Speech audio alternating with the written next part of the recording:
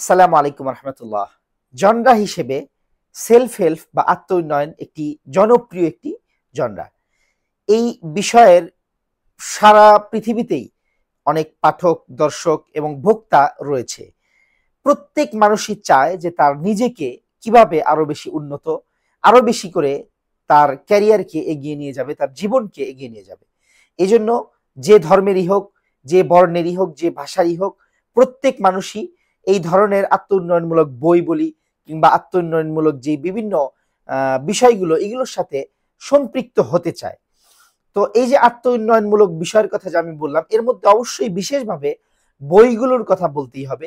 আত্ম উন্নয়নমূলক বইয়ের বাজারই কিন্তু বর্তমান পৃথিবীতে সব থেকে বেশি চড়া, এবং এই বিষয়ের বইগুলোই কিন্তু আপনি বিগত কয়েক বছরের যদি বেস্ট সেলার বইগুলোর দিকে আপনি তাকান, দেখবেন এগুলোর বই সংখ্যায় বেশি। কারণ মানুষজন এটিকে খুবই গুরুত্বের সাথে নিয়ে থাকে। তো আত্ম উন্নয়নের কথা যখন আমরা বলছি, সেক্ষেত্রে একজন মুসলমান হিসাবে আমাদের নিজেকে কিভাবে আরো বেশি সুপ্রতিষ্ঠিত এবং আরো বেশি কিভাবে শুদ্ধ করব, এবং আমাদের ব্যক্তি জীবনকে কিভাবে আরো বেশি সফল করে গড়ে তুলবো, এজন্য আমাদের একজন মুসলিম হিসাবে তো মানুষ হিসাবে তো বটেই, একজন মুসলিম হিসাবে আরো বেশি করে আমাদের জন্য সর্বোত্তম আদর্শ হতে পারে মোহাম্মদুর রাসূলুল্লাহ সাল্লাল্লাহু আলাইহি ওয়াসাল্লাম। এজন্য আমরা আমাদের এই সেলফ হেল্প বিষয়ে যদি আমরা কাজ করতে চাই, এজন্য তাহলে আমাদের সর্বোত্তম আমাদের জন্য উদাহরণ হতে পারে রাসূল সাল্লাল্লাহু আলাইহি ওয়াসাল্লাম। তো এই বিষয়ের উপরেই আজকে একটি বই নিয়ে আলোচনা করব। এই বইটি পড়ে আপনি অন্যান্য আত্ম উন্নয়নমূলক বই থেকে যেভাবে আপনি উপকৃত হন বা হতে চান, এর থেকে কয়েক গুণ বেশি উপকার এখান থেকে হতে পারবেন। আসুন এই বইটি সম্পর্কে বিস্তারিত আলোচনা শুরু করা যাক। প্রথমেই এই বইটি, যে বইটির কথা আমি বলছি, সুন্নাহ গাইডলাইন, এই বইটি সম্পর্কে, বইটির বিন্যাস সম্পর্কে একটু ধারণা দিয়ে নিই আপনাদেরকে। এই বইটি মূলত আমি যতটুকু দেখেছি মূলত ৩ ভাগে বিভক্ত। এর প্রথম ভাগে শুধু পয়েন্ট আকারে রাসূল সাল্লাল্লাহু আলাইহি ওয়াসাল্লামের সারাদিনের যে রুটিন ছিল এটিকে একত্রিত করেছে এর লেখক, এবং এর দ্বিতীয় ভাগে গিয়ে আমাদের সাধারণ মানুষ হিসেবে, বিশেষভাবে বর্তমানে যারা আমরা মুসলমান রয়েছি, বাঙালি মুসলমান রয়েছি, আমাদের জীবনের যেই অসঙ্গতি কিংবা আমাদের জীবনের যে ভুল রুটিন, এবং এগুলোর কারণে দিনদারিতার ক্ষেত্রে এবং দুনিয়াবি যে আমাদের যেই ইহলৌকিক যে জীবন বা আমাদের যে দুনিয়ার জীবনের যেই গ্রাফ, এগুলোতে আমরা পিছিয়ে থাকি, এগুলোকে চিহ্নিত করার চেষ্টা করেছেন লেখক। এবং এর তৃতীয় ভাগে গিয়ে রাসূল সাল্লাল্লাহু আলাইহি ওয়াসাল্লামের সারা দিনের যে কার্যক্রম, তিনি কিভাবে কোন সময় কি করতেন, এগুলোকে ওই যে প্রথম অধ্যায় যেটিকে পয়েন্ট আকারে এনেছেন, এখানে সেগুলোকে আরেকটু বিস্তারিত ভাবে এবং ওগুলোর মধ্যে থেকে আরেকটু গুরুত্বপূর্ণ বিষয়গুলোকে একটু আলাদাভাবে ব্যাখ্যা করে এখানে আলোচনা করেছেন। তো মোটামুটি এই ৩ ভাগে এই বইটিকে বিভক্ত করা হয়েছে।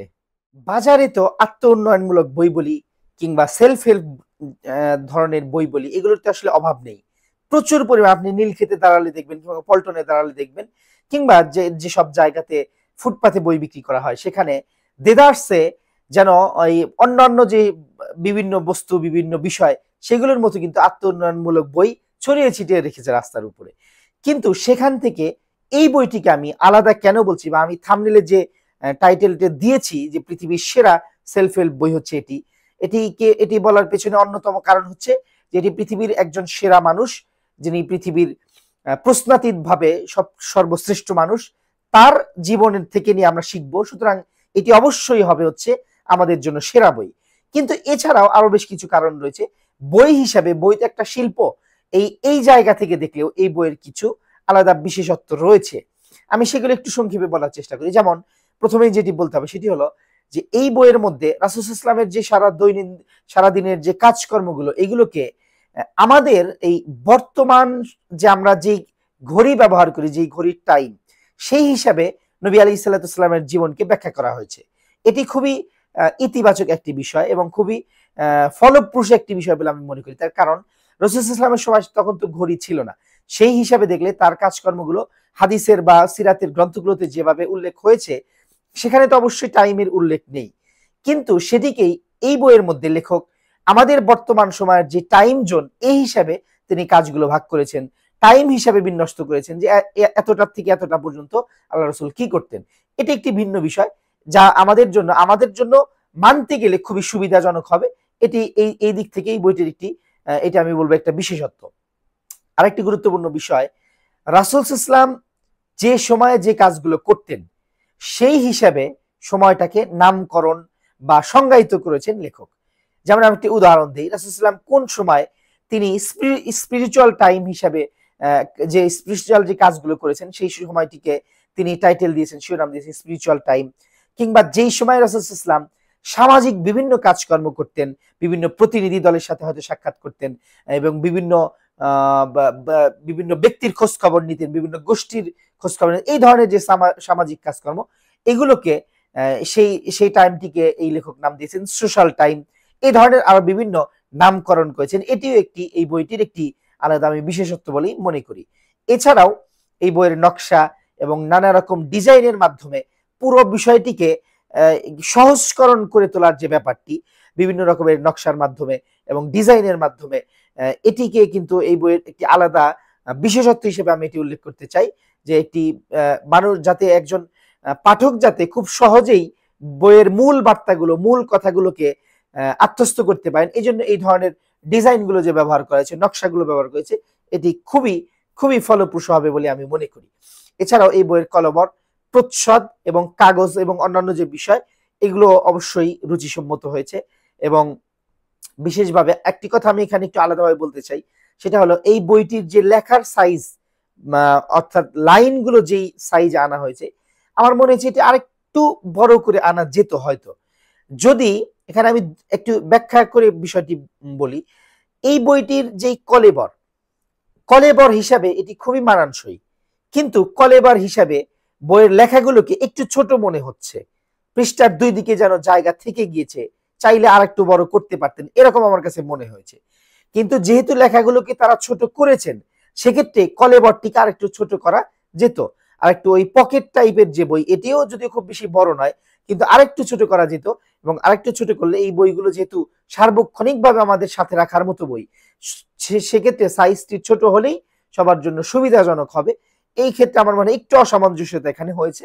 বাকি এছাড়া অন্যান্য যে বিষয়গুলো, এর প্রচ্ছদ ডিজাইন বলি কিংবা অন্যান্য বিষয়গুলো, এগুলো খুবই চমকপ্রদ হয়েছে। এবং এর যে কাগজ, যে ধরনের কাগজ ব্যবহার করা হয়েছে, এটিও উন্নত এবং দামি কাগজ ব্যবহার করা হয়েছে। এই সবগুলো বিষয় মিলে আমার কাছে মনে হয় এই বইটি অন্য বাজারের অন্যান্য বইগুলোর তুলনায় বিষয়বস্তু হিসাবে তো অবশ্যই ভিন্ন, এবং অন্যান্য যে বিষয়গুলো, এগুলোর দিক থেকেও বাজারের অন্যান্য সেলফ হেল্প বইয়ের তুলনায় এই বইটি এগিয়ে থাকবে।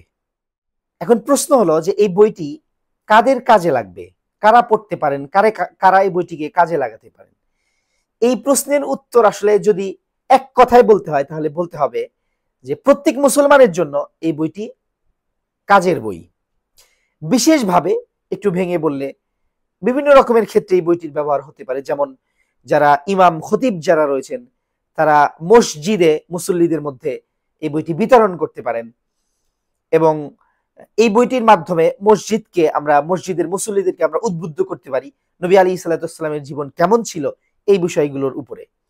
এছাড়াও মাদ্রাসা, স্কুল কিংবা কলেজ, যে কোনো শিক্ষা প্রতিষ্ঠানের যারা শিক্ষক রয়েছেন, আমরা শিক্ষকরা কিন্তু বিভিন্ন সময়ে ছাত্রদেরকে পুরস্কার হিসাবে বই দিয়ে থাকি, এবং এই বইটি যদি আমরা পুরস্কার হিসাবে দিতে পারি, সেক্ষেত্রে এর লাভটা আমরা আরো বেশি করে পাবো।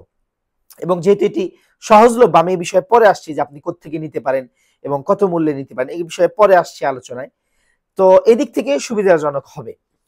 এবং আরো এই বইটি কাজে লাগতে পারে মসজিদ বা দ্বীনি মজলিসের তালিমের জন্য এই বইটি রাখা যেতে পারে। যেমন আমি কয়েকদিন আগে একটি দ্বীনি প্রতিষ্ঠানের সাথে আমি যুক্ত আছি, সেখানে এই বিভিন্ন সময় যেই তালিমগুলো হয়, সেই তালিমের সময় কোন বই পাঠ করে তালিম করা হবে, এখানে মশওয়ারা হিসেবে আমি এই বইটির নাম বলেছি, এবং তারা এই বইটি দেখছে, এবং সম্ভবত তারা তাদের মাদ্রাসাতে বা তাদের সেই প্রতিষ্ঠানে এই বইটি তালিমের জন্য তারা পাঠ করবে। এটি আপনার প্রত্যেকের জন্য এটি কাজের হতে পারে। এছাড়াও মাদ্রাসা বা যে কোনো পাঠাগারে রাখা যেতে পারে, এবং বেশি সংখ্যক করে রাখা যেতে পারে, যেহেতু ছোট বই এবং পরিমাণে অনেক যদি থাকে, সেক্ষেত্রে অনেক ছাত্র এবং অনেক পাঠক নিয়ে এটি পড়তে পারে। এছাড়াও যে কোনো পরিবারের প্রত্যেক সদস্যের কাছেই এই বইটি রাখা আমার মনে হয় খুবই গুরুত্বপূর্ণ। কারণ এখানে এই বইটি আসলে তো এমন নয় যে একবার পড়ে মুখস্থ হয়ে যাবে, বরং অনেক দিন ভরা একটি অনুশীলনের মাধ্যমে এই রাসূল সাল্লাল্লাহু আলাইহি ওয়াসাল্লামের জীবন ব্যবস্থাকে বা রাসূল সাল্লাল্লাহু আলাইহি ওয়াসাল্লামের যে দৈনন্দিন রুটিন, এটিকে আত্মস্থ করতে হবে। এই জন্য প্রত্যেকের কাছে এই বইটি আমার মনে হয় রাখার মতো একটি বই এবং অবশ্যই রাখার মতো গুরুত্বপূর্ণ একটি বই। সর্বশেষ এই বইটি সম্পর্কে বলতে চাই, এটি লিখেছেন ওস্তাদ রিদওয়ান হাসান। উনি যাত্রাবাড়ি যে বড় মাদ্রাসা, সেই মাদ্রাসার শিক্ষক এবং অনলাইন ব্যক্তিত্ব হিসেবে ওনাকে আমরা অনেকেই চিনে থাকি। এবং এটি প্রকাশ করেছে বা ছাপিয়েছে sukunshop.com। এখান থেকে এই বইটি বেরিয়েছে। যেভাবে পাওয়া যেতে পারে এই বইটি, প্রাথমিকভাবে এটি প্রথমে বলা হয়েছিল যে এটি বিনামূল্যে বিতরণ করা হবে এবং হয়েছেও। 5,000-এর মতো কপি এটা বিনামূল্যে বিতরণ করা হয়েছে। কিন্তু বর্তমানে এর যেহেতু তাদের একটি নির্দিষ্ট ফিগার ছিল যে এই পরিমাণ কপি বিনামূল্যে বিতরণ করা হবে, সেই কোটা পূরণ হয়ে যাওয়ায় বর্তমানে এটি নামমাত্র ছাপা মূল্যে বিক্রি করা হচ্ছে। আপনারা যদি কেউ নিতে চান, যে সংখ্যকই যে কয় কপি নিতে চান, তারা আমি ডেসক্রিপশনে লিংক দিয়ে রাখবো, সেই লিংকে গিয়ে আপনারা যোগাযোগ করলে বা সেখানে আপনারা দেখবেন সিস্টেম দেওয়া আছে কিভাবে আপনারা এটি সংগ্রহ করতে পারেন। এইভাবে আপনারা এই বইটি নিয়ে, আমার মনে হয় এই বইটি যদি পুরো বাংলাদেশে আমার যদি সামর্থ্য থাকতো, তাহলে আমি প্রত্যেক মানুষের কাছে, বাংলাদেশের প্রতিটি নাগরিকের কাছে এই বই আমি পৌঁছানোর চেষ্টা করতাম। তো অবশ্যই আপনাদের মধ্যে যাদের সামর্থ্য রয়েছে, নিজেদের জন্য তো কিনবেন বা সংগ্রহ করবেন, যদি সামর্থ্য থাকে অবশ্যই আপনারা নিজেরা এই বইটি নিজের সামর্থ্য অনুযায়ী মানুষের মধ্যে বিতরণ করার চেষ্টা করবেন।